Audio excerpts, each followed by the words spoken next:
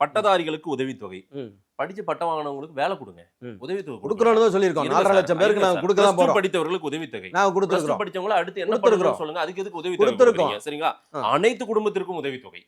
எதுவுமே இல்லாம பல லட்சத்தை புடுங்கி விட்டு நீங்க ஒரு 5000 கொடுத்தாரு, அதை பத்தி விமர்சனம் பண்ணிருக்கீங்களா?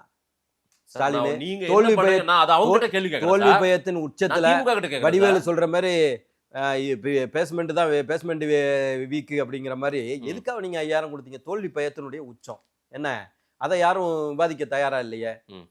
தமிழ்நாட்டு காட்சி ஊடகங்கள் அத்தனையும் எதிர்க்கட்சியை பத்தி விசாரிச்சு விவாதம் நடத்தி கொண்டிருக்கிறார்கள். ஆளுங்கட்சியில இருக்கிற தவறுகளை விவாதம் நடத்திட்டு இருக்காங்களா? நீங்க பாத்தீங்களா? நான் பாக்கல.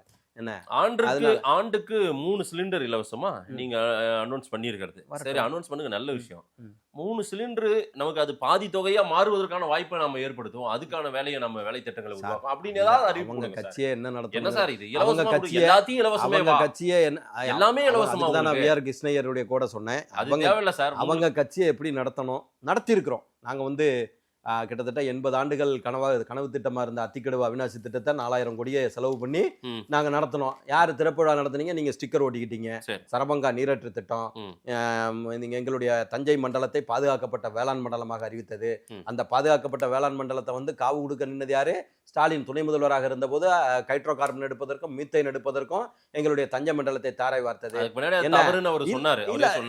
நீங்க சொல்லிட்டீங்கன்னா தவறு ரெக்கவரி ஆயிடுமாங்க. அங்க ONGC இது அமைச்சுட்டானே, இன்னைக்கு 13 வருஷம் கன்விக்ஷன் கிடைச்சது. இப்போ PR பாண்டியனுக்கு அதை போய் தடுத்தாருன்னு சொல்லி, எதனால? உங்களுடைய தவறுகளால தானே. எங்க தஞ்சை மண்டலத்துல உங்க ஊர் தானேங்க தஞ்சை மண்டலம். சோழ நாடு சோறு உடைத்துன்னு சொல்றத காவு கொடுக்க நீங்க கையெழுத்த போட்டுட்டு எனக்கு தெரியாதுங்கன்னு சொன்னா நீங்க அதுக்கு லாயக்கு இல்ல. ஏற்கனவே பொம்மை முதல்வர்னு சொல்றது உண்மைதாங்கிற மாதிரி ஆயிடுது இல்லைங்க. ஏங்க நீட்டு ரகசியம் நேட்டா இருக்குன்னு சொல்லி வாக்குறுதி கொடுத்தீங்களா? 505 வாக்குறுதி கொடுத்தீங்களா? 505ல ஒரு 25% நிறைவேற்றிருக்கீங்களா? உங்க மனச்சாட்சியை தொட்டு சொல்லுங்க.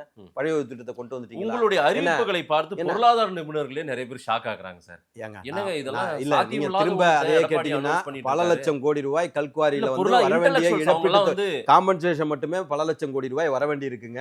இதை எல்லாரும் பண்ண முடியுங்க. எக்கனாமிஸ்ட் பயப்படுறாங்க சார். அவங்க ஏங்க பயப்படுறாங்க? அவங்க தான் குழு எல்லாம் அமைச்சாங்களா, ஜெயரஞ்சன் தலைமையில குழு அமைச்சாங்களா. அந்த குழு என்ன சொன்னிச்சு? கடன் வாங்குங்க 10 லட்சம் கோடின்னு சொன்னிச்சா? இல்ல, இன்ன வரைக்கும் எவ்வளவு ஸ்லாப் இருக்கோ அந்த ஸ்லாப் அளவு தான் வாங்கிட்டு இருக்காங்க. நீங்க பாட்டுக்கு யதார்த்தமா ரன் பண்றீங்கன்னா, ஒரு குழு இல்லாம ரன் பண்றீங்கன்னா ரைட்டுங்க.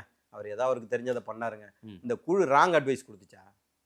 ஜெயரஞ்சன் தலைமையில் அமைந்த குழு ராங் அட்வைஸ் கொடுத்துச்சான்னு நான் கேட்கிறேன். எதுக்காக 10 லட்சம் கோடி கடன் வாங்குனீங்க? அப்ப அந்த 150 மடங்கு சொத்து வரி உயர்த்தினதுல பணம் எங்க போச்சு?